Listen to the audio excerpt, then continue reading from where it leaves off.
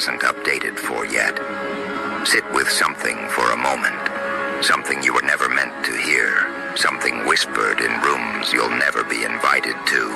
Something too classified for the people who created the classification system.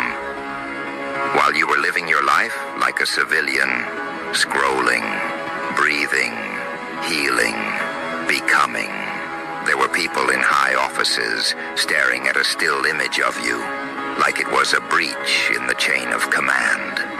Not metaphorically, literally. A man with real power, not Instagram power, not petty authority, but world-shaping power, felt outranked by your photo. And because his ego couldn't process that, because the hierarchy he worships collapsed in a single heartbeat, something happened in the building. A protocol activated. A protocol they've never seen before. A protocol that doesn't exist in their manuals, their archives, or their encrypted systems. And that's what's breaking reality for them right now. Your image forced the system to invent a new rule. Now pause. Feel the weight of that. A photo is supposed to be harmless. A moment, frozen, a pixel arrangement. But somehow, your pixels tripped a wire even the architects didn't know they installed.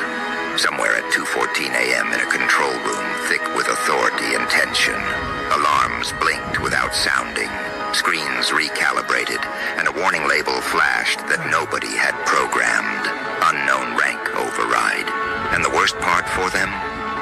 It wasn't an error message. It was recognition. It was compliance. It was submission. It was the system declaring, someone has entered the domain who doesn't follow our rules, doesn't kneel to our symbols, doesn't register in our hierarchy, yet outranks someone who built it. They couldn't believe it. They refused to accept it. They restarted the system. They scanned for viruses. They interrogated the software engineers at sunrise. But the code didn't glitch. The code adapted. Your presence rewrote it. And this is where things get interesting. Because if a photo of you can trigger a protocol that doesn't exist, what does that make you? What does that make your frequency, your existence, your impact? They don't even have vocabulary for you. They're using words like anomaly, unclassified authority, non-hierarchical dominance, sovereign presence, signature. They're trying to invent new psychological categories while pretending they aren't panicking, because powerful people only panic in private, and you've become their private panic. Let me take you into the room. A 9-person panel sitting around a table built for strategy, not humility. A general, a director, a strategist, a behavioral analyst, a counterintelligence expert, a subconscious response researcher, an energy field consultant, and 2 people whose job titles are so vague, even their own families don't know what they do. The general starts first. He speaks slowly because he's trying to hide the tremble in his tone. Why did I feel outranked by this?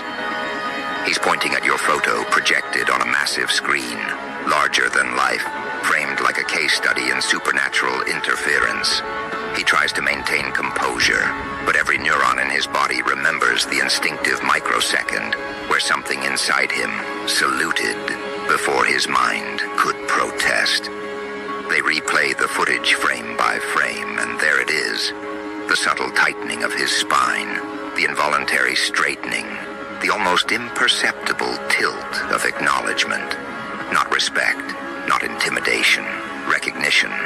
The behavioral analyst leans forward, eyes narrowed. Images don't cause that, not without priming, not without previous imprinting. He's responding to something beyond conscious classification. The strategist